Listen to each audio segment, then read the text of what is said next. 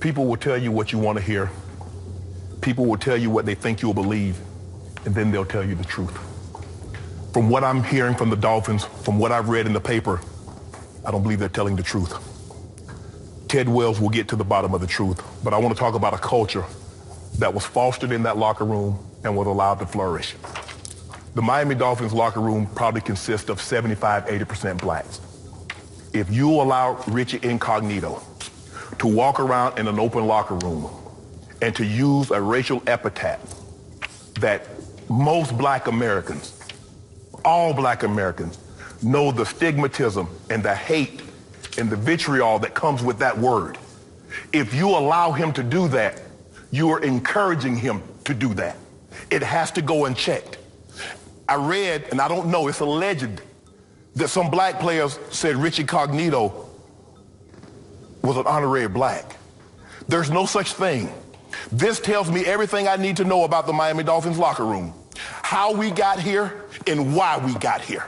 I hope I'm wrong, and they didn't allow Richie Incognito to say this racially charged word in an open locker room and go unchecked.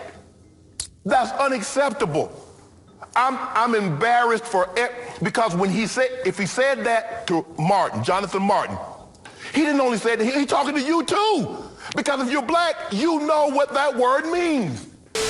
I have been told that this will make the Riley Cooper fiasco earlier this season look like a sidebar once we see or find out the details of what were in those text messages from Richie Incognito to Jonathan Martin. So we are going racial here, right?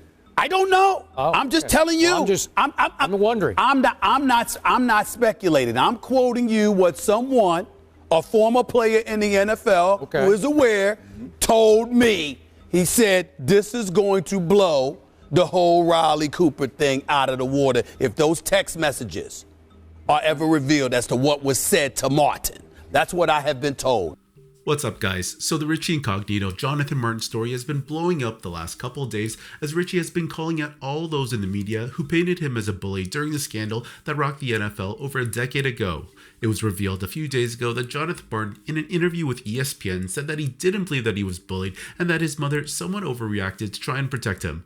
And that clip I just played you was Shannon Sharpe and Stephen A. Smith's response following this scandal breaking out in the news. Anyways, it was alleged that Richie, along with two other linemen, John Jerry and Marquise Pouncey, had bullied their teammate Jonathan Martin, forcing him to walk out on the team. During that time, there was a lot of talk about how Jonathan wasn't good enough to hack it on the team, and the league basically used Richie as a scapegoat. Richie Incognito suffered a lot as he was suspended in 2013 and missed the entire 2014 campaign due to the fallout from the scandal. That said, I do want to point out that Richie Incognito was pretty harsh with his treatment to Jonathan, and in one leaked voicemail, he said some pretty foul shit that I'm just going to leave up here for you to see to get the full context of what happened. So now, Richie has been going at all the media people during that time who covered the story and asked for accountability because he feels like he was done dirty by the media. He called out Mike Florio, Adam Schefter, Shannon Sharpe, and Stephen A. Smith. This was his tweet 2 days ago to ESPN and Adam Schefter as he tweeted, "Wild how ESPN and Shefty suddenly have nothing to say about a story, wait for it, that was published by ESPN.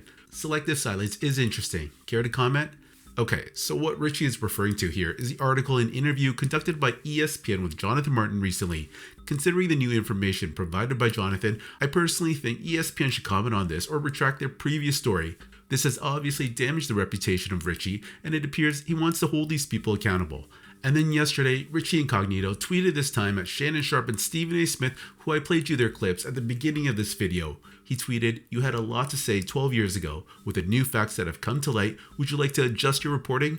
Now mind you, I feel like Shannon was more addressing the racial aspect of the voicemail Richie left Jonathan, which was real as there was a recording of it.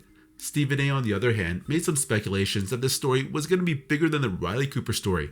So personally, I don't know if they deserve this much blame from Richie. In fact, I found this tweet back in 2018 after it was being reported that Richie was retiring after 12 years in the NFL, and Stephen A tweeted out, "One interesting point that needs to be made. In light of what we've seen from Jonathan Martin lately, is it possible that Richie Incognito got a bad rap, especially with black players like LaShawn McCoy begging him not to retire?"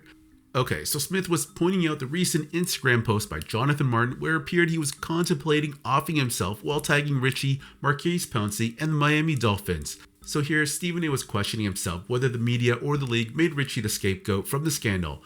And lastly, I just want to end this video with this clip from the Pivot podcast and listen to what Channing Crowder, who was a former teammate of Richie, had to say. It is an interesting perspective from a player's point of view.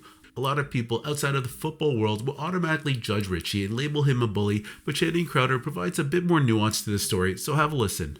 That was his thing. He wanted to be a bully. He wanted to be the alpha male and all. But to the point about Jonathan Martin, I'm upset that he took so long to come out and tell the truth. You cannot be bullied as a grown-ass man in the locker room. You're a grown man. You can get bullied down from like the superiors or whatever. You've seen it, with businesses. But as a teammate to teammate, bro, we just gotta lock up. And I know it sounds barbaric, I know it sounds whatever. You're not gonna sit and treat me like a child or do something to me I don't want you to do. And we're the same person. We're both offensive guards on this team. We're both O-linemen. Richie personality and Jonathan Martin's personality didn't vibe. Mm-hmm. Jonathan Martin was a private school kid.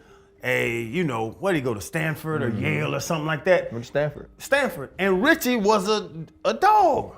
Richie was a down, dirty, nasty type player, and they didn't vibe. But the word bullying, I think the way it was painted, Bullygate, and I think that's why it blew up, because everybody thinks of bullying and it's bad. You think of the kids, you think of that. I can't look at a grown-ass 350-pound man and say he was bullied. I never will, and I'm glad Jonathan Martin, if it took him a decade to do it, it took him a decade to do it. But you can't be bullied in a locker room. That's a locker room. It's a hierarchy, and Richie was trying to prove his thing, and Jonathan Martin should have came back up to the plate, and if they had to lock up, they had to lock up. But that's what it is, man. I was about to say, because Richie is an asshole. Like, everybody knows that. If you've ever been around Richie, you're an asshole. But he's not a bully. Speaking about the NFL, though, Fred, it's different. And I don't care if people want to admit it or not. Like, you bring up the world. You bring up what's going on, like, in the show business and all that stuff. It is different. There's powerful people taking advantage of people trying to climb the mountain. Fred, do you want to play with a dude that can get bullied? This is you say machismo and manhood and all. I do not want to be in the locker room with a dude that'll let another man, because now we out there in the fourth quarter. You bloody, I'm tired, you tired. And now he says something to you that hurt your feelings. Bro, we gotta go win. I don't want to say it's like when a woman falsely accuses a man of like raping them or something like that, but it's right there, because the accused actually is the real victim. Mm-hmm. And this is the case, and I believe this is the case in all of this. Richie actually became the victim, for me at least.